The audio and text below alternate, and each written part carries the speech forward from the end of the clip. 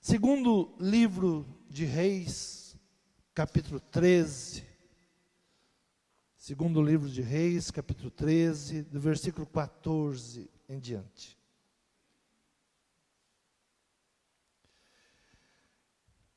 Eliseu adoece e Jeoás vem ter com ele. E Eliseu estava doente da enfermidade de que morreu, e Jeoás, rei de Israel, desceu a ele e chorou sobre o seu rosto, e disse: meu pai, o carro de Israel e seus cavaleiros. E Eliseu lhe disse: toma um arco e flechas. E tomou um arco e flechas, e então disse ao rei de Israel: põe a tua mão sobre o arco. E pôs sobre ele a sua mão, e Eliseu pôs a sua mão sobre as do rei. E disse: abre a janela para o oriente. E abriu-a. Então disse Eliseu: atira.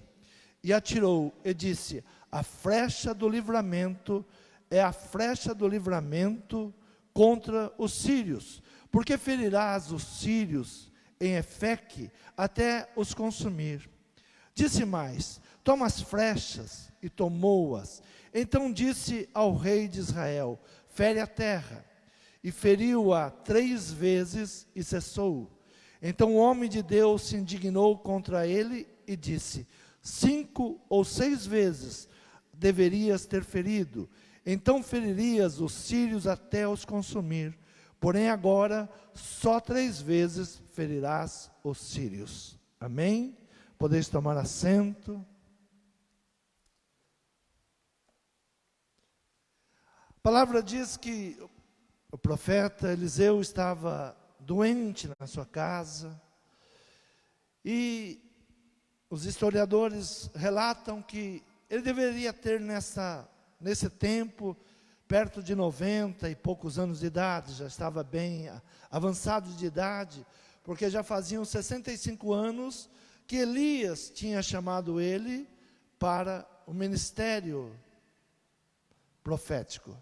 Já faziam 65 anos que ele estava então já ministrando, sendo profeta em Israel, e ele agora, pelo que descreve a palavra, doente da enfermidade que ele vem a morrer alguns dias depois.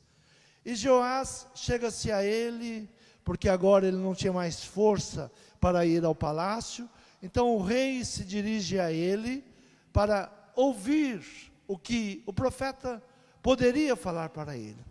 E ele ali, num ato profético, ele chama o rei e diz: olha, pega o arco, pega a flecha, e ordena para que ele abra a janela, e ele põe as mãos sobre as mãos do rei, e ordena: atira. E quando ele atira, assim você vai ferir os sírios, você vai vencer as batalhas. E ele ainda diz, de novo: arma agora e lança as flechas contra a terra. E diz a palavra que o rei, por 3 vezes, lançou as flechas, e o profeta muito se indignou. Muito se indignou porque disse: 5 ou 6 vezes você deveria ter atirado. 5 ou 6 vezes você deveria ter perseverado. E agora você só vai ferir 3 vezes. Só 3 vezes. E você não vai ser vencedor como você poderia ter sido. 5 ou 6 vezes deveria ter golpeado. Por 5 ou 6 vezes ele deveria ter pegado aquele ato profético e ido além das suas forças. Um homem de fé é uma defesa para a sua família e para a sua nação. Porque muitas vezes a palavra de Deus nos fala de fé, que é necessário ter fé, que é necessário vencer os problemas. E algo que a fé nos ensina é a perseverança, é perseverar. Muitas vezes as pessoas, quando veem qualquer problema, desanimam, desistem. Ainda essa semana, conversando com uma pessoa, ele disse: pastor, você nunca pensou em desanimar?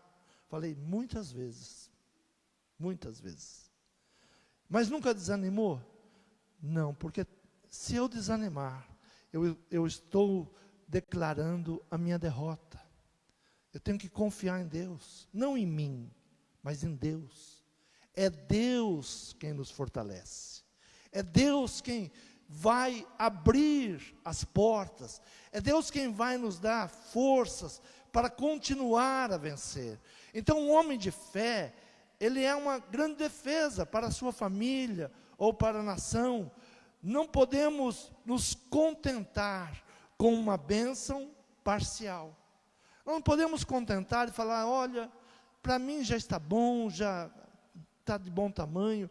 Sempre que uma pessoa fala isso, ele começa o seu declínio. Quando a pessoa declara, olha, eu acho que eu já conquistei muito, para mim já está bom, não quero conquistar mais nada. Ele começa um declínio, porque o homem de fé, ele não faz simplesmente por ele, mas ele faz para uma geração futura. Ele tem que continuar a ser produtivo, para que a próxima geração vá muito além daquilo que ele chegou. Se ele para, ele não conquista. Então o profeta, ele fica indignado com o rei.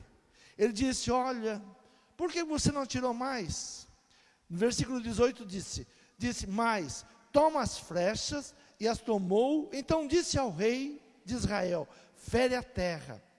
E feriu-a 3 vezes e cessou. Então o homem de Deus se indignou muito contra ele. Ele disse, 5 ou 6 vezes deveria ter ferido. Então feririas os sírios até os consumir. Porém agora, só 3 vezes ferirás os sírios. Olha, na tua batalha, você não vai ser um vencedor completo, porque lhe faltou força, lhe faltou determinação, lhe faltou a esperança, a fé. Você foi fraco. A palavra de Deus, em Provérbios, diz assim, se fores frouxo, no dia da tua angústia, a tua força será pequena. Então é no dia da angústia, no dia que nós estamos mais angustiados, é que vamos reagir. Quando tudo está bem, tudo está correndo certinho, né? Parece que nem precisa de fé, né? Mas no dia da angústia, é que nós precisamos mostrar que nós confiamos em Deus. Então, algo que nós devemos crer, nós não podemos fazer as coisas pela metade.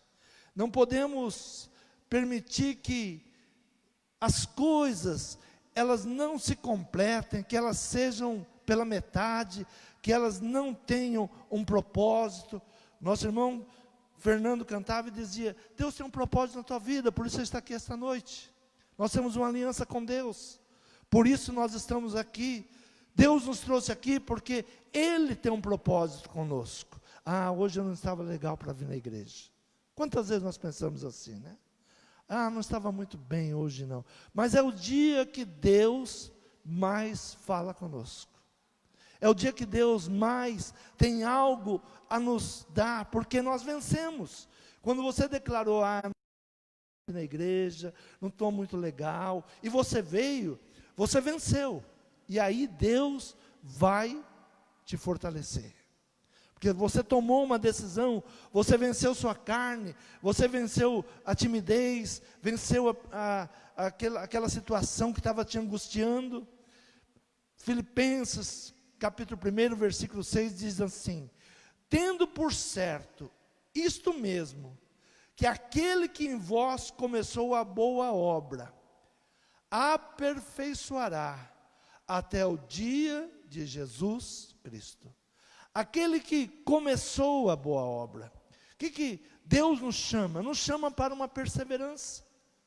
Nós não podemos permitir que as coisas parem na metade. Aperfeiçoamento é perseverança.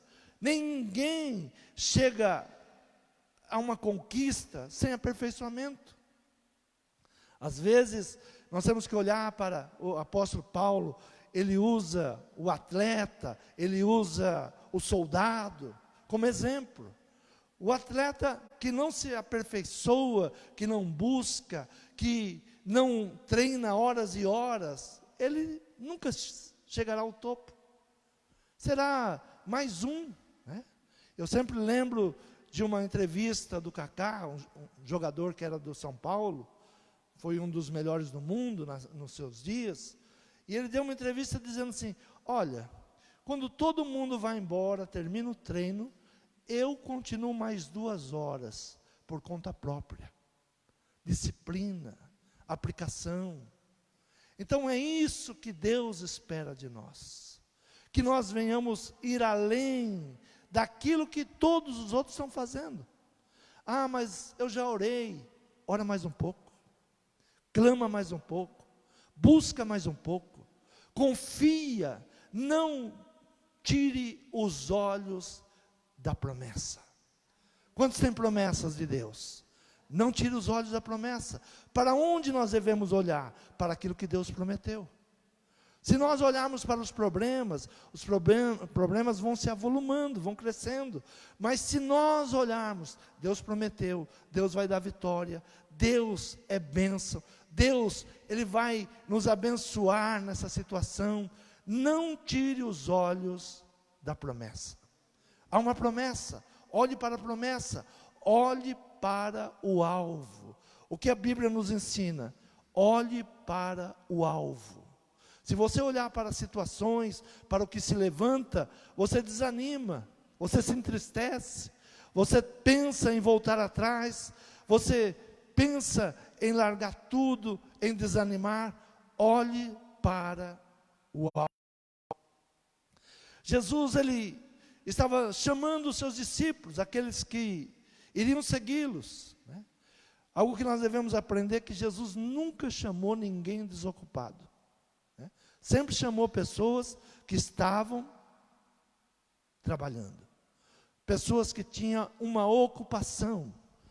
Se nós queremos sermos chamados por Deus para cuidar da nossa casa, dos nossos negócios, do ministério, nós temos que estar sempre trabalhando, sempre acreditando, né? Sempre olhando para as conquistas, pedindo a Deus que nos dê saúde, que nos dê força. E Jesus estava então chamando os primeiros discípulos. Lucas capítulo 5 diz assim: e aconteceu que, apertando a multidão para ouvir a palavra de Deus, estava junto do lago de Genazaré, e viu estar 2 barcos junto à praia do lago. E os pescadores, havendo descido deles, estavam lavando as redes. E entrando num dos barcos, que era o de Simão, pediu-lhe que o afastasse um pouco da terra. E assentando-se, ensinava do barco a multidão. E quando acabou de falar, disse a Simão: faze-te ao mar e lançai as vossas redes para pescar. Veja bem que Jesus chega ali no mar da Galileia. Este é o mar da Galileia, ele só tem outro nome aqui, mas é o mar da Galileia. E ele encontra ali os pescadores, e a multidão começa a se achegar para ouvir Jesus chegar. Veja que Jesus, ele tinha estratégia para falar para a multidão. Hoje nós temos microfone, mas Jesus, ele entrava para dentro da praia, do mar, porque o vento trazia a voz para quem estava na praia, né? Então ele já era uma pessoa de sabedoria, como usar, né? Não tinha microfone, não tinha televisão, não tinha internet. A multidão ficava na praia, ele entrava para dentro do mar, e dentro do barco ele ministrava, e as pessoas ouviam. Estive no lugar onde Jesus deu o sermão da montanha. É um lugar que você está a 300, 400 metros, você está ouvindo que as pessoas estão conversando. É um lugar que tem uma acústica. É impressionante como Jesus sabia escolher os melhores lugares. Veja que o ministério de Jesus não era algo feito por acaso. Era pensado, tinha estratégia. Ele buscava entendimento, ele tinha que ter entendimento para falar a uma multidão. Sempre onde ele estava tinha uma multidão. E ele agora está levantando os seus primeiros discípulos. E ele encontra ali os pescadores, que estão saindo do mar. E ele diz para Simão, diz: olha, volta para dentro do mar, e eu vou falar, eu vou ministrar. E depois que ele ministra, ele diz a Simão: olha, volta, vamos fazer ao alto mar, vamos mais para profundo, e vamos lançar a rede de novo. E ele diz: não, como, né? Eu passei o tempo inteiro, a noite inteira tentando pescar, não pesquei nada. Talvez já estava voltando para casa desanimado, sem pesca para aquele dia. Mas ele dá uma palavra de fé, ele dá uma palavra de esperança.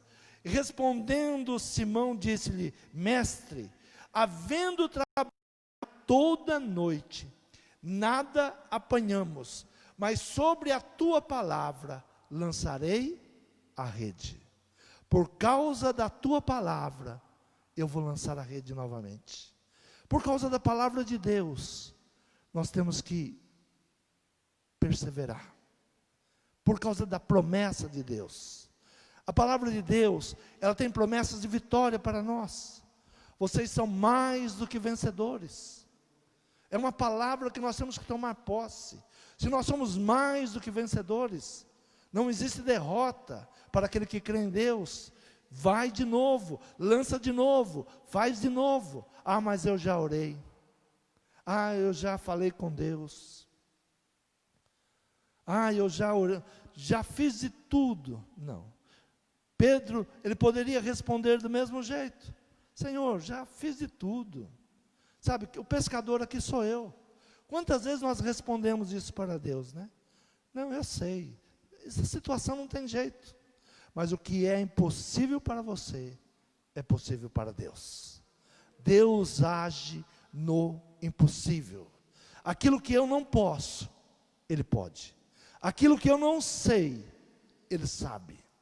Então, diante da situação, temos que perseverar, lançar de novo, tentar de novo, fazer de novo, até que venha a vitória.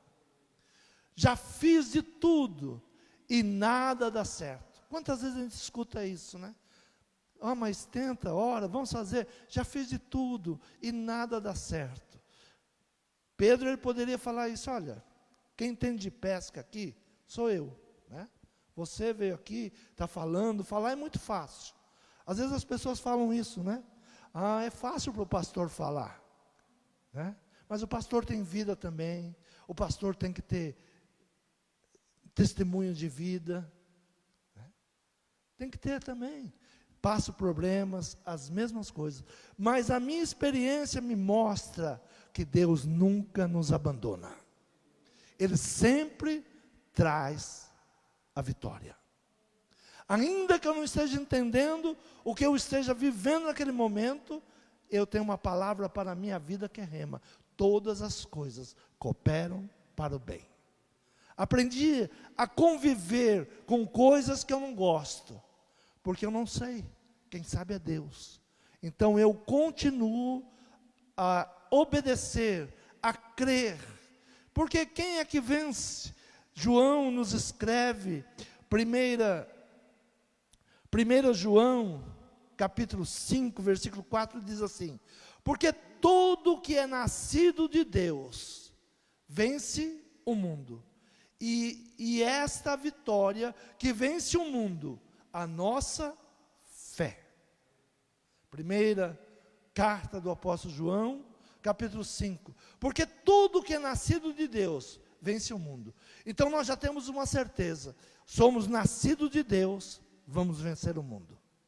No mundo tereis aflições, é a palavra, mas tende fé, porque eu venci. E se eu venci, eu estou dando para vocês vencerem também. Então, porque tudo que é nascido de Deus, vence o mundo. Essa é uma certeza. E esta é a vitória que vence o mundo. O que é que pode vencer o mundo? A nossa fé. Quem é que vence o mundo, senão aquele que crê que Jesus é o Filho de Deus? Quando cremos em Jesus, nós vencemos o mundo. Vencemos todo e qualquer obstáculo. A palavra nunca nos falou assim, olha, vocês terão uma vida sossegada, quando vocês vierem, terão tranquilidade. Não. Jesus mesmo disse, tereis aflições, mas tendes fé, porque eu venci. E nós vamos vencer. Não importa o que se levanta, não importa o que vem contra nós. Quando nós queremos saber de fé, não tem como não seguir, não ler a história de José, uma história de um menino sonhador, né? Às vezes nós somos sonhadores e pensamos o seguinte, tudo que eu sonhei vai acontecer amanhã. Não é assim, né? Os nossos sonhos têm obstáculos, os nossos sonhos têm barreiras, e José é a prova disso. Ele sonha, começa a sonhar, e ele então vai viver o pior. Será que Deus não estava com ele? Será que Deus não estava cuidando dele? A palavra do Senhor diz assim, se você passar pelo fogo, eu estarei com você. Se você passar pelas águas, eu estarei com você. A Bíblia não diz, você não vai passar pelo fogo e você não vai passar pelas águas. A certeza que nós temos é que Deus estará conosco. Os problemas precisam ser vencidos. Então, quando José começa a sonhar, o que ele sonha? Ele sonha que Deus vai colocar ele para governar e todos vão se render a ele. Mas foi essa a história? Não.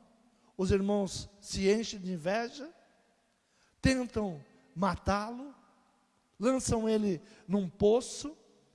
Depois, usado por Deus, porque Deus estava guardando José, diz, não vamos matá-lo, vamos vendê-lo. E vende ele para alguém que estava passando lá em uma caravana, e ele é levado para uma terra longínqua, e ele chega agora numa terra longínqua, que ele não sabe falar a língua. Às vezes eu vejo reportagem sobre imigrantes, né? E eu sempre lembro de José. Não é fácil você chegar em outro país, você não conhece ninguém, não conhece a língua, e chegar ali para pedir um trabalho, porque na sua terra alguém quer te matar, ou perseguição política, ou por qualquer coisa. Por isso, quando eu vejo reportagem de imigrantes, eu oro pela pessoa, porque tenha misericórdia. E está retratado o quê? A vida de José, chegando no Egito, costumes diferentes, língua diferente. Ele, um menino ainda de 17 anos, chega lá, com sonhos que ele tinha na sua mente, que ele se tornaria grande, que ele seria uma bênção, mas não foi exatamente dessa maneira que aconteceu. Mas todas as coisas cooperam para o bem daqueles que amam a Deus. Se você ainda está numa guerra, numa conquista, tenha fé, não desanime, lance, seja profético. O rei Jeoás, ele perdeu a batalha, por quê? No momento profético, ele é tímido. No momento de se declarar, era no mundo espiritual. Tem muitas coisas que nós fazemos no mundo espiritual. Às vezes, quando nós damos uma oferta, é no mundo espiritual. Você está ofertando. Ah, mas se eu der, Deus vai me dar 10. Se eu der 100, Deus vai me dar 1000. Não. Mas no mundo espiritual, você está vencendo na área financeira. Quando Deus fala de dízimos e oferta, em Malaquias, ele fala, por causa de vós, eu repreenderei o devorador. Por quê? Por causa da fé que você teve, por causa da atitude que você teve. Não é pelo valor que você deu, mas é pelo mundo espiritual que você está vencendo. Pela guerra espiritual. Não tem coisa mais difícil do que você abrir mão de valores. Mas, quando você faz um voto, e o voto não é para mudar Deus, é para mudar eu. Deus não precisa ser mudado. Quem precisa de mudança sou eu. Eu que preciso acrescentar a minha fé. Eu que preciso ter mais fé e confiar que Deus vai fazer. Então são coisas que é no mundo espiritual. São as bênçãos no mundo espiritual. O pai de José, Jacó, ele chama todos os seus filhos antes da sua morte. Capítulo 49 de Gênesis. Veja como a palavra profética é necessária. Como a fé é necessária. O rei Jeoás, ele errou exatamente num ato profético. Ele indignou o profeta, que muitos anos esteve junto dos reis, orando por eles, abençoando, sendo bênção e luz para Israel. Ele agora vê o rei, e o rei com um sentimento fraco, sentimento derrotado. Talvez quando ouve o profeta falar aquilo, olha, faça isso, pegue o arco, vai na janela, atira. Ele fala, acho que ele está meio doido, né? Acho que ato profético é algo que muitas vezes nós não entendemos, mas temos que fazer, temos que crer, temos que determinar.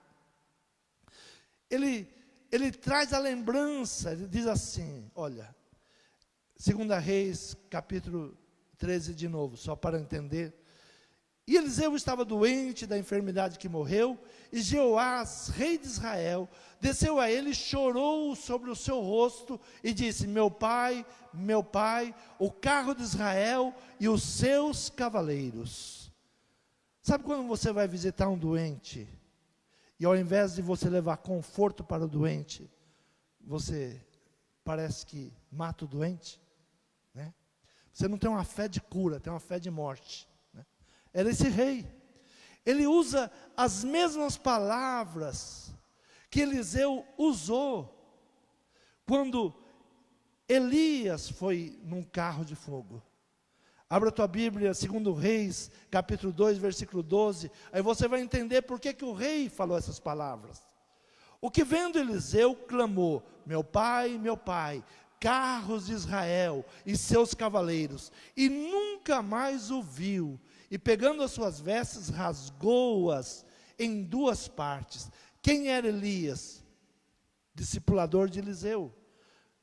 E ele ali vê que Elias está subindo num carro de fogo. E ele diz, meu pai. E o rei vai visitar o profeta doente e diz assim, você está indo igual Elias. Você está indo. Eu vim aqui me despedir de você. Você vai visitar uma pessoa e falar assim, boa morte. Né? Ao invés de trazer esperança, trazer fé. Aí você entende por que o rei, ele não atira 5, 6 vezes. A fé dele estava angustiado, estava triste, ele estava perdendo o profeta da nação. Então é um momento de angústia. Por isso a palavra diz, se fores frouxo no dia da angústia, a tua força será pequena. O dia de angústia, nós precisamos vencer, não permanecer angustiado. Quando vem pensamento de angústia, repreenda logo e toma posse da vitória. Porque senão a tua força será pequena. Esse rei, ele vai para um ato profético angustiado. Ele sabia que Eliseu estava nos seus últimos momentos. Veja bem que Eliseu não está preocupado com a morte, mas o rei está desesperado, está angustiado, está triste. Então quando vem a palavra profética, ele responde como? Com o coração angustiado, triste, sem esperança. Sempre que buscar a Deus, vai com fé. Ore como se tudo dependesse da sua oração. Como se tudo dependesse da sua oração. Alguns anos atrás, nós estávamos ainda na parte de baixo, e o Brasil estava passando uma situação bem difícil, uma pessoa bem corrupta do país ia voltar, e ali teria um escape, e nós fizemos uma oração, que nós estávamos numa campanha de oração, e eu disse, não vai assumir, né? Não vai assumir, esse homem não pode assumir o governo, está no governo. Eu orei como se tudo dependesse da minha oração. Naquele momento, pode perguntar assim, mas você orou? Você acha que a tua oração impediu aquele homem de entrar? Ainda quando saímos daqui, chegamos em casa, ligo a televisão, lá está a notícia. Foi assinado e vai assumir. A minha esposa olhou para mim e disse, vai assumir. Eu disse, assinou, mas não vai assumir. E no mesmo dia, veio uma ordem cancelando e não assumiu. Sabe porque tudo que nós vamos pedir a Deus, não é você, não sou eu. Quem faz é Deus. E Ele fará o desejo do seu coração. Olha que palavra maravilhosa que Deus nos dá. Eu farei o desejo do seu coração. Deus responde às orações. Jacó, nos últimos dias, ele reúne todos e sobre cada um deles, ele vai dando uma palavra de bênção. E olha a palavra que ele dá sobre José. Diz assim, Gênesis 49, versículo 22. José é um ramo frutífero. Ramo frutífero junto à fonte. Seus ramos correm sobre o muro. Os flecheiros lhe deram amargura e o flecharam e odiaram. O seu arco, porém, susteve-se no forte. E os braços das suas mãos foram fortalecidas pelas mãos do valente de Jacó, de onde é o pastor e a pedra de Israel.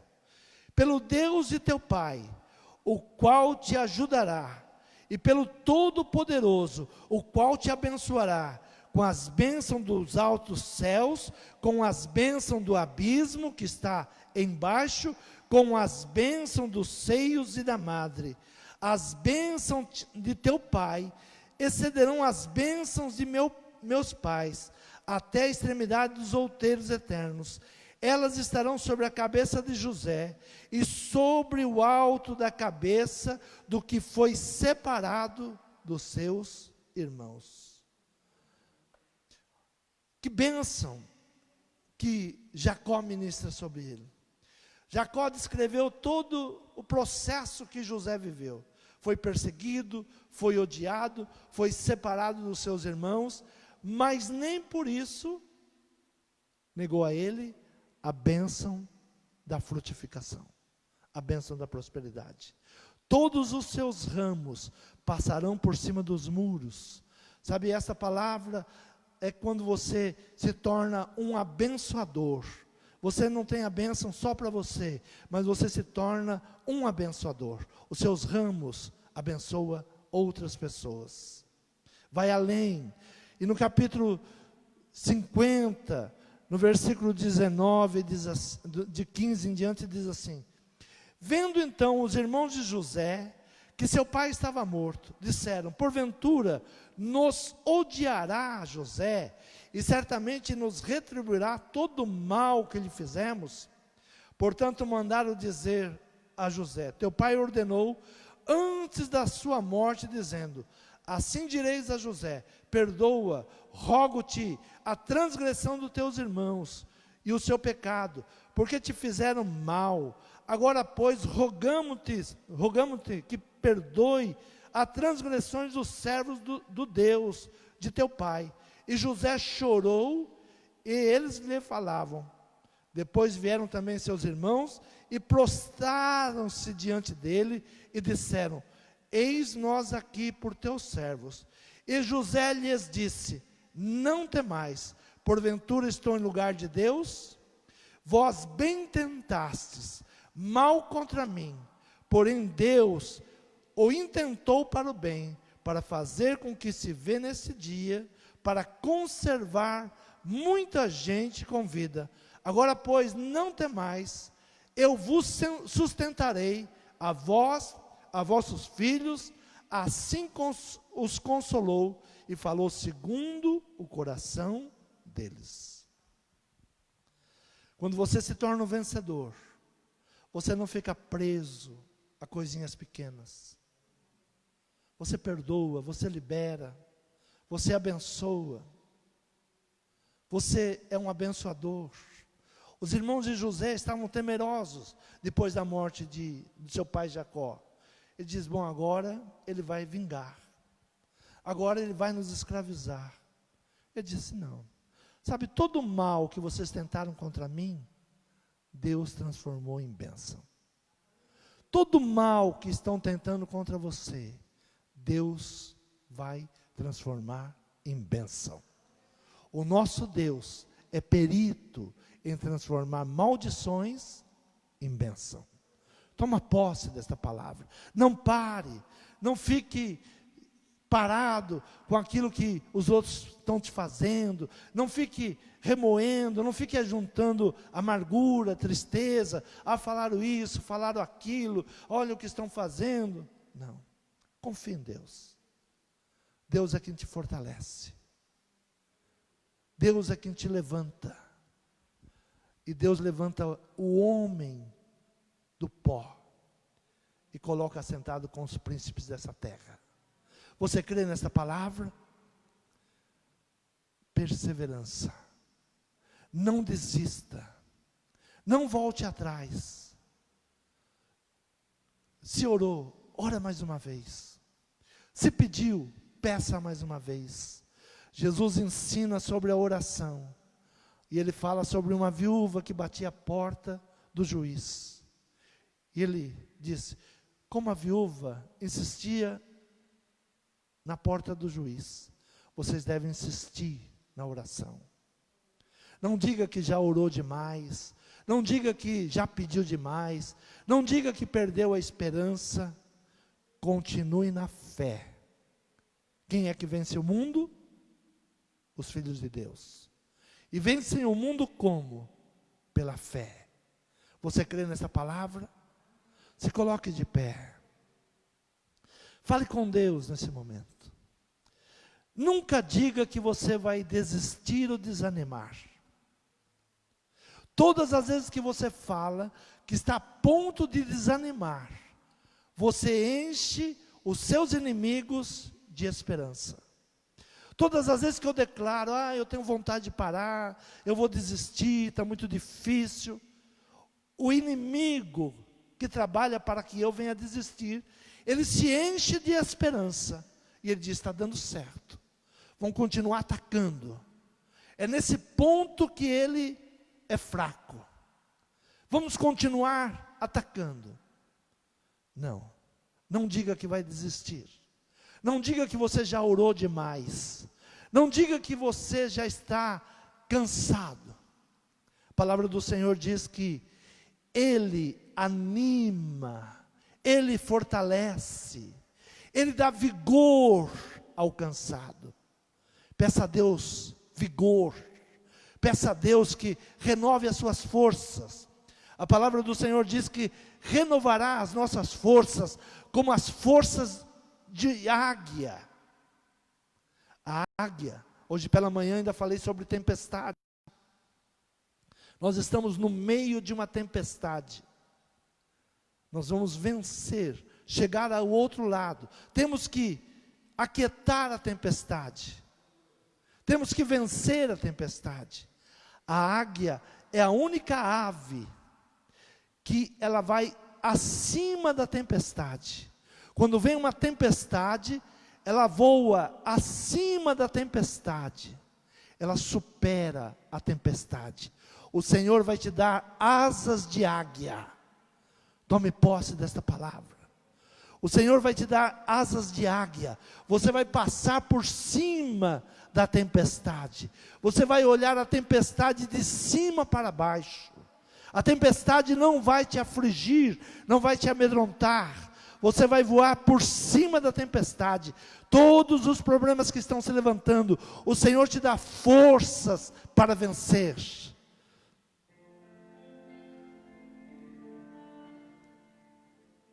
Às vezes é preciso lançar mais uma vez a rede.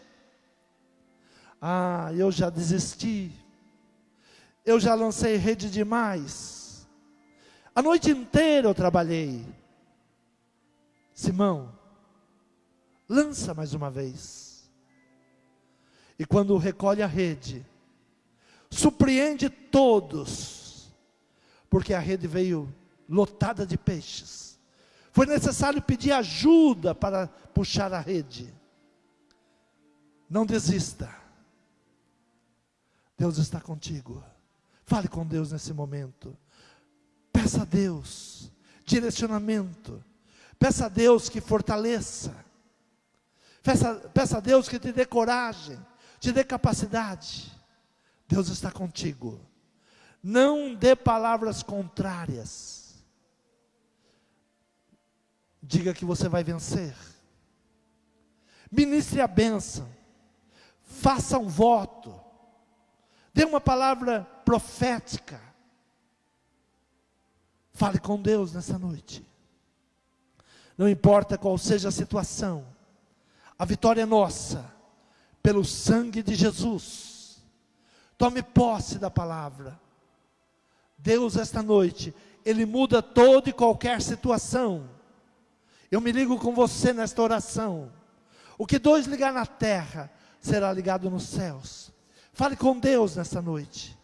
Peça direcionamento, peça entendimento. Peça para que Deus te dê palavras para orar, te dê sabedoria para lidar com as situações. Senhor meu Pai, Senhor, eu me uno aos meus irmãos aqui nesta noite, Pai. Senhor, nós sabemos o poder de uma oração. Senhor, a oração muda, transforma. A oração traz a existência daquilo que não existe. A oração de um justo tem muito em seus efeitos. Senhor, eu me ligo agora, Senhor, aquele que está, Senhor, com problemas insolúveis, que ele não pode resolver e que eu não posso, mas Tu podes. Entra agora, Pai, com uma resposta de oração.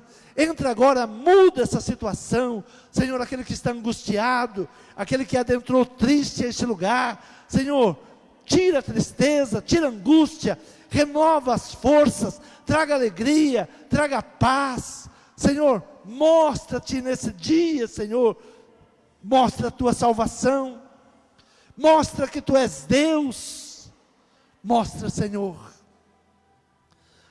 Oh Senhor, toma cada causa nas Tuas mãos, cada situação, Pai. Tu sabes e sonda o coração de cada um que adentrou aqui esta noite. Das soluções, da vitória. Senhor, é o que nós te pedimos e te agradecemos em nome de Jesus. Amém.